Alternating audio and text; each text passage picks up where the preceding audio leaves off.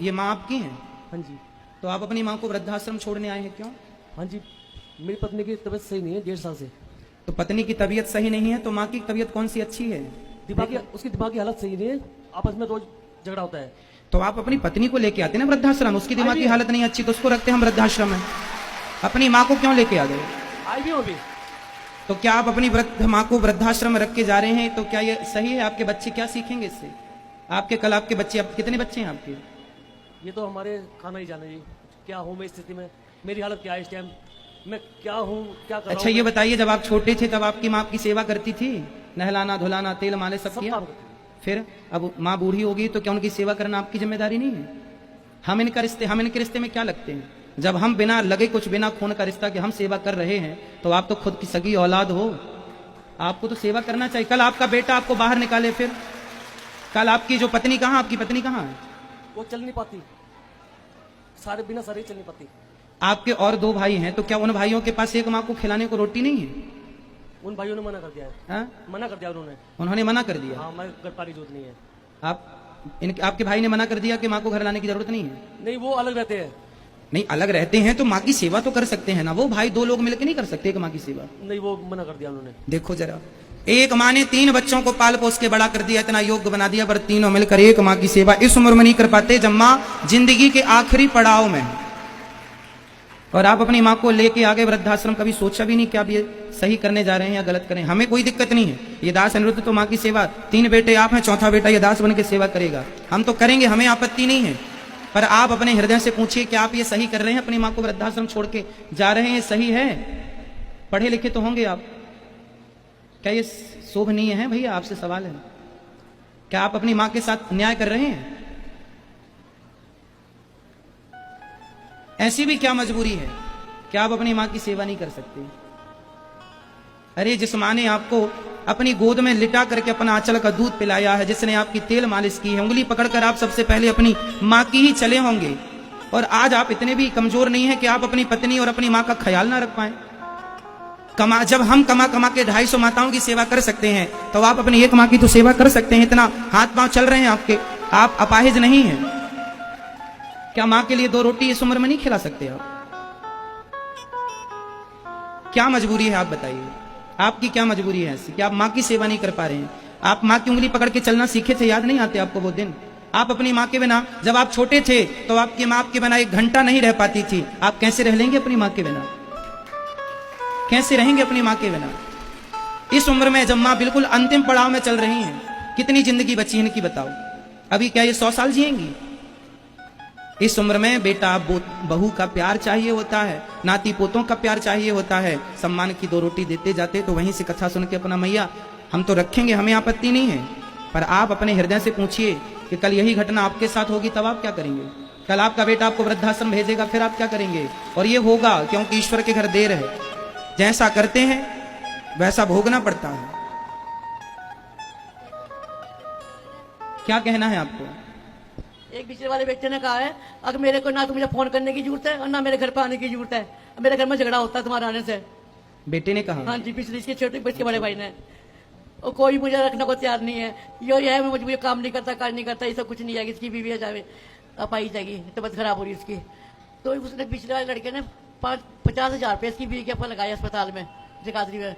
तो उसने कहा मैंने 1 लाख बोला तेरे पैर पे लगा, तेरे पैर का प्रेशर हुआ था, और 50,000 के ऊपर लगा। ATM ले लिया उन्होंने मेरे से।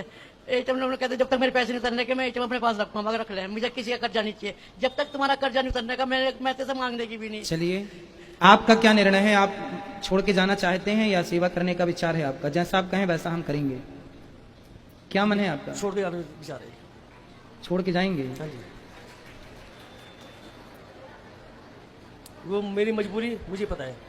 आपकी क्या मजबूरी है बताइए तो सही, शायद हम उसमें आपकी कोई मदद कर सके। मैं नहीं बता सकता, ये बहुत मजबूरी है मेरी, मैं बता नहीं सकता। तो माँ आपको कोई गालियां देती हैं, डांटती हैं क्या माँ आपको? आपकी पत्नी से लड़ाई होती है माँ की? माँ की झगड़ा होता है, माँ का और पत्नी का आपकी झगड़ा होता है, सास बहू का झगड़ा होता है। आज वो उसको दिमाग में ही नहीं आता है, ये सास है मेरी, वो मुझसे ऐसी झगड़ करती है, लड़की से ऐसी बोलती है। तो आपकी पत्नी आपसे भी झगड़ा करती है? हाँ जी, लड़की से भी बोलती है। तो आपकी माँ से भी करती है? बराबर, उसको ये नहीं पता। तो फिर उसे भी वृद्धाश्रम भेजो ना, उसे अपने संग रखेंगे माँ को वृद्धाश्रम। उनको भी छोड़ देना, हम उनकी भी कर लेंगे सेवा। बस मैं तो दोनों को ले गया हूँ। पत्नी जब आपसे भी लड़ती है और आप समर्थ हैं, समझाओ अपनी पत्नी को। कौन पत्नी नहीं लड़ती सास से? हर घर में सास बहू का झगड़ा होता है। इसका मतलब ये थोड़ी कि बेटा माँ का हाथ पकड़े और ले जाके वृद्धाश्रम में रख दे के लो हमारी पत्नी से तुमने झगड़ा किया इसलिए हमने उठा के तुम्हें भेज दिया। अरे सबके घर में झगड़ा होता है, जहां 4 बर्तन होते हैं खटापटी चलती रहती है। आपको मारती भी है। तो आपको अपनी पत्नी को समझाना चाहिए, समझा करके। और गृहस्थी तालमेल बना के पुरुष की यही जिम्मेदारी होती है। ऐसी स्थितियों में पुरुषों को यही निर्णय लेना चाहिए कि माँ की भी सेवा करते रहें और पत्नी भी ना छूटे, ना माँ छूटे ना पत्नी छूटे। यही सच्ची गृहस्थी है। जहां माँ और पत्नी का बैलेंस जो पुरुष बना ले वही श्रेष्ठ गृहस्थी है। और जहां बैलेंस ना बना पाया तो यहाँ स्थितियां उत्पन्न होती हैं। इसलिए ठीक है, आपकी अभी मजबूरी है तो आप यहाँ हम रखेंगे, पर पहले घर में ठंडे दिमाग से विचार करना। 2 पैसे कमाओ। कमाते हैं, क्या करते हैं आप? मैं कुछ काम नहीं कर रहा हूँ 1.5 साल से। तो कुछ काम करिए। पत्नी मेरे बगैर 10 मिनट भी नहीं रह सकती, ना जा सकती कहीं, ना हिल सकती है। आपका बेटा है? लड़की है सिर्फ मेरी। सिर्फ लड़की है? हाँ जी। वो लड़की भी इस लायक नहीं है जो उसको संभाल ले। अगर मैं 15 मिनट कहीं बाहर निकल जाऊं तो रो रो के तो बुला जैसे आप अपनी पत्नी को संभालते हैं ऐसे अपनी माँ को भी सेवा कर लेना। जब हम कर रहे हैं सैकड़ों माओं की, तो आप 2 की नहीं कर सकते। चलो आप ठीक है, पति धर्म निभा रहे हैं कि मेरी पत्नी मेरे बिना 10 मिनट भी नहीं रह सकती। तो जब आप इतने अच्छे पति हैं तो जितने अच्छे पति हैं उतने अच्छे पुत्र भी बन जाइए ना, उतने अच्छे पुत्र भी बन जाइए। अब माँ की इच्छा है जो। महाराज जी मेरे पे काम नहीं होता। मुझे 4 बजे उठ के खाना बनाना पड़ा है, बर्तन मांजना पड़ा है, झाड़ू लगानी पड़ा है। मेरे पे काम होने की व्यवस्था नहीं। मेरे पे खड़ा नहीं हो जाता। मेरा पैर ऑपरेशन हो रखा है। कोई उम्र काम करने की नहीं है। बिल्कुल नहीं है आपकी उम्र काम करने की। मेरे हाथ पैर कांपते हैं। तो घर का सारा काम इनकी बेटी है, वो थोड़ा संभाल कोई नहीं लेगी। करता जी, कोई नहीं करता। तो आपकी बेटी आपको पानी भी नहीं देती, आपके साथ नहीं देती? क्यों, कैसी बेटी है? गुरु जी मैं तो मेरी प्रार्थना है आपसे, अगर कल को मैं मर भी जाती हूँ तो यही मरूँ। मुझे इनको खबर मत देना, इनको तीनों को कोई खबर मत देना। आपके हाथ तो सिंवाई जाऊंगी मैं। मेरा सब चलो इन बेटे की मजबूरी बता रहे हैं, पर 2 बेटों की तो कोई मजबूरी नहीं वो है। भी ऐसे ही है, वो भी ऐसे ऊपर से मीठी मीठी बातें करे, अंदर छुरियां जला रहे। जो बेटा कह रहा मेरे घर नहीं आना, मेरे फोन नहीं उठाता, नो कहता है कि मेरे घर पे आने की जरूरत नहीं, मेरे घर में लड़ाई होती है। तुम बताओ, पोती ने मुझे घर से नहीं निकाल दिया, तू उठी से चली जा। बेटा कह तुम क्यों गई? मैं गई, कहने लगे तो मेरा ATM था इसके पास है।